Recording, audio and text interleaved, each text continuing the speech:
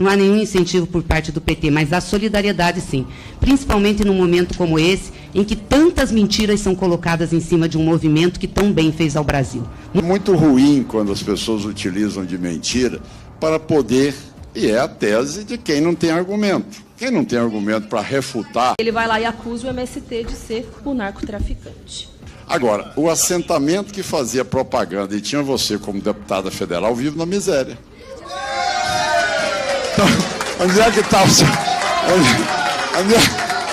Pessoal, trago para vocês esse vídeo sobre a CPI do MST, onde rolou um debate entre as esquerdistas Gleisi Hoffmann e Sâmia Bonfim contra o governador de Goiás, Ronaldo Caiado.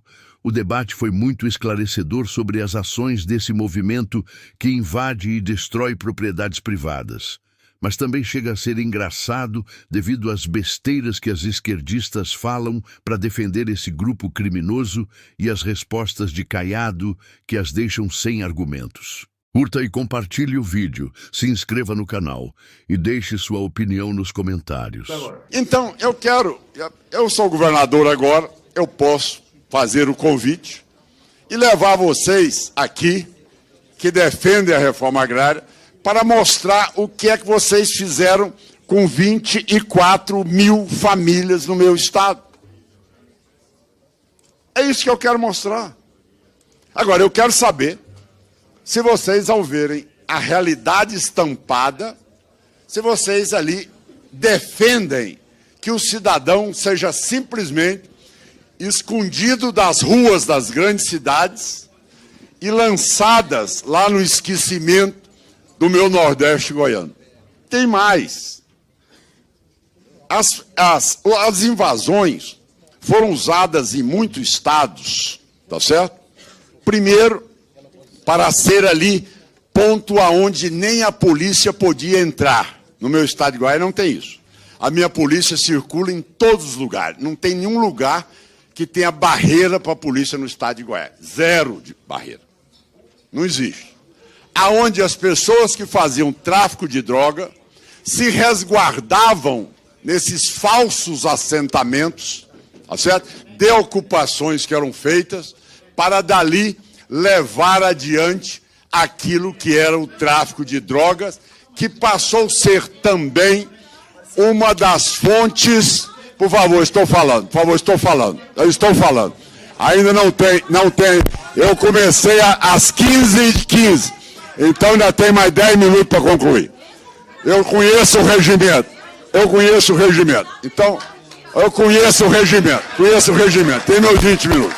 Então, nós não podemos admitir que essas pessoas venham aqui dizer que eles ali estão cuidando de pessoas pobres. Pelo contrário, depoimentos que estiveram aqui nessa casa, onde as pessoas mostraram que são escravizadas dentro do sistema desses assentamentos em muitos lugares do nosso país. No decorrer de todos esses anos, o MST deveria ter aprendido um pouco de que realmente nós vivemos numa democracia. E é inaceitável as pessoas quererem impor suas vontades acima daquilo que a lei determina e delimita como parâmetros de convivência entre nós como cidadãos brasileiros. E insistem alguns em querer trazer para o debate a desqualificação do produtor rural, tentando sempre satanizar, demonizar a figura do produtor rural, sendo que, na verdade, nós sabemos, e quando iniciei meu primeiro mandato, me lembro bem que o Brasil produzia 60 milhões de toneladas de grãos. Veja bem, o Brasil produzia 60 milhões de toneladas de grãos. Naquela época, me lembro do movimento nosso aqui, de uma CPI que foi feita do endividamento rural, onde o setor rural não conseguia quitar suas dívidas de tantas letrinhas e reajustes que existiam sobre seus empréstimos bancários. E com isso, nós, naquela época, éramos simplesmente importadores. O Brasil hoje é um país que vai ultrapassar 310 milhões de toneladas de grãos, cinco vezes mais do que quando eu cheguei a essa casa, e que hoje é um país que é referência no mundo pelo seu Código Florestal, pela a sua capacidade de produtividade e, ao mesmo tempo, pelo respeito àquilo que é a convivência com seus trabalhadores e, ao mesmo tempo, no retorno que é dado à sociedade e à qualidade de vida no interior. Então, vamos para a realidade. Um relato rápido. Só no meu estado nós temos 405 assentamentos. 405 assentamentos. Nós temos ali 24 mil famílias assentadas.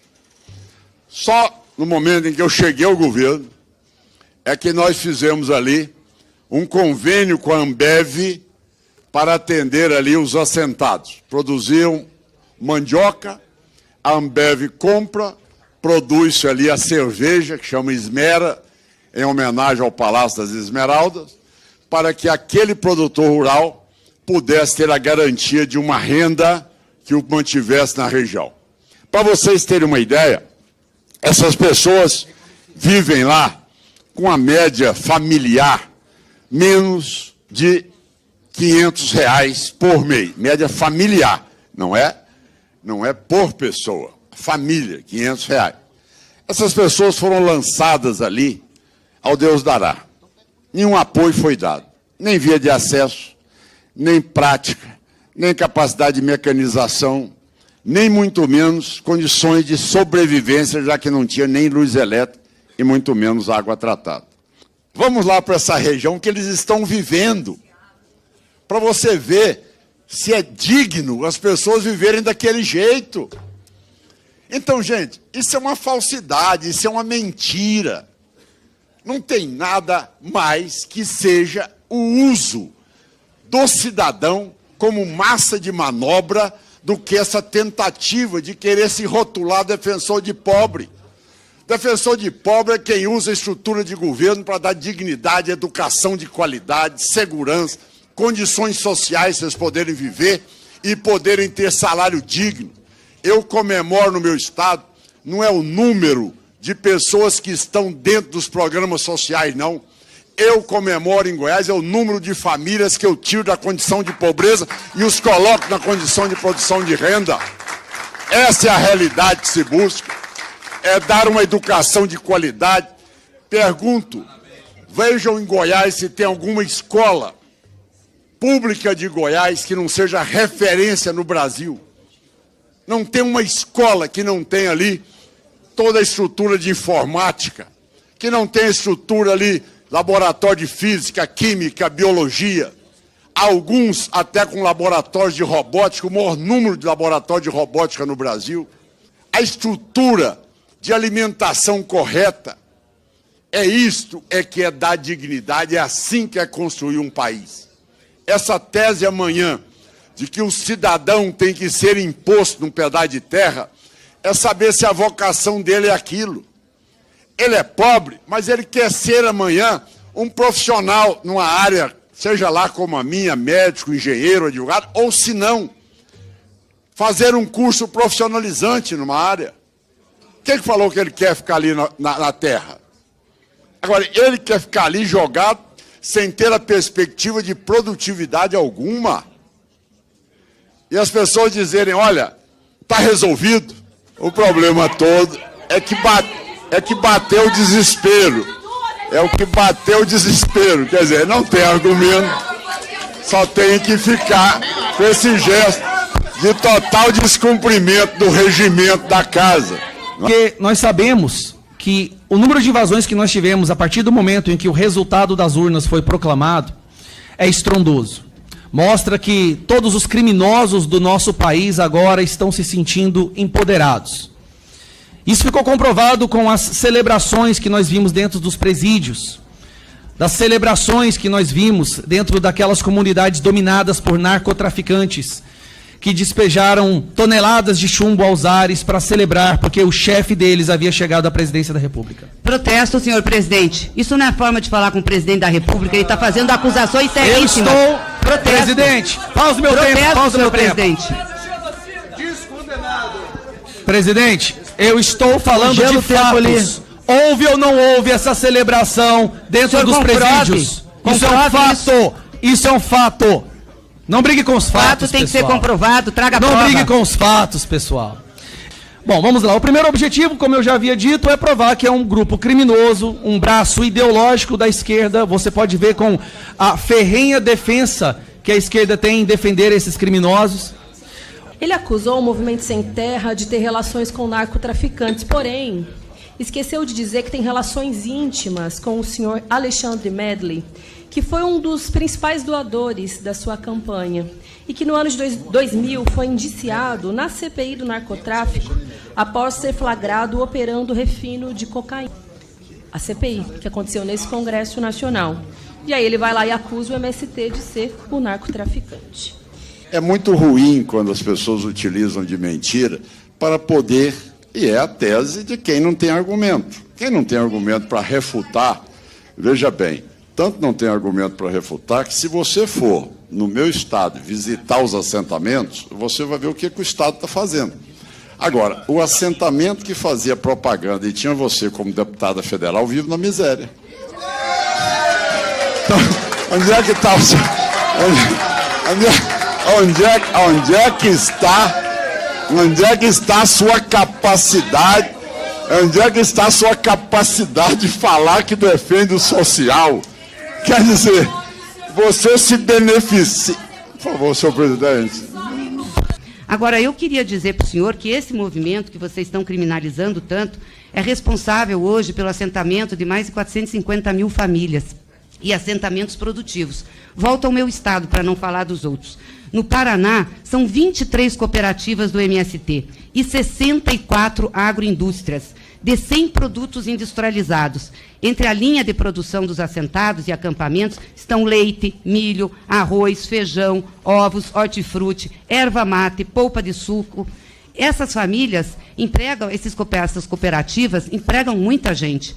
Nas cidades onde existe cooperativa do MST, o assentamento do MST, o comércio é pujante, circula o recurso, tem riqueza. Nesse período que nós ficamos com o governo Bolsonaro, todos os investimentos para assentamentos foram retirados para acampamentos. Então a vida do povo é dura, não tem dinheiro para maquinário. A relevância que tem presidente de um partido que hoje é o partido aí do presidente. Vossa Excelência deveria, neste momento, de se vestir da mais pacificadora do Brasil. Eu acho que Vossa Excelência tinha que estar à frente de todos esses movimentos, quando eles incitam um abril vermelho. Vossa Excelência devia ser a primeira pessoa a desautorizar isso. Não é prerrogativa, tá certo, de um parlamentar incitar a desordem, a invasão. É algo que depõe contra a liderança de Vossa Excelência com tantos anos na casa. Todo governo quer paz.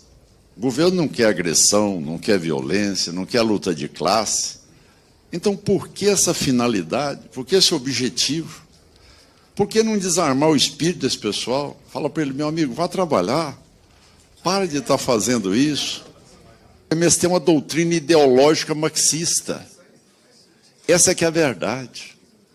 Não é um sentimento de saber, se perguntar para ele, que mês planta milho? Ele fala, não sei, isso aí não está na minha pauta. Mês planta milho não está. Agora, que tem que invadir terra, está na minha pauta. Tá certo? Então, quer dizer, essa é a realidade. Então, é importante... Por favor, pode retirar aquela senhora... Pela relevância... Por favor, pela relevância... A Polícia Legislativa para tirar essa moça daqui. Retirar. Pode retirar aquela senhora de branco ali, por favor.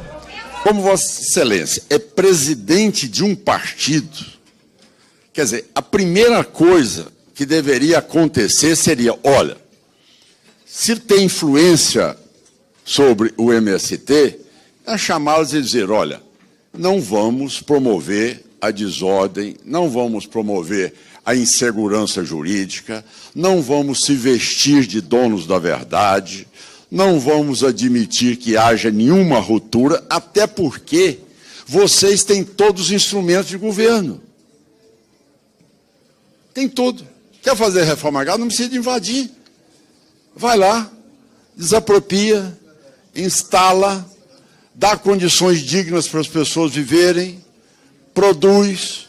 Agora, não faça da reforma agrária uma bandeira para manipular as pessoas que Vossa Excelência cita 3 ou 4 lugares aonde se tem, aonde a média nacional é de renda, é de R$ 530 por família.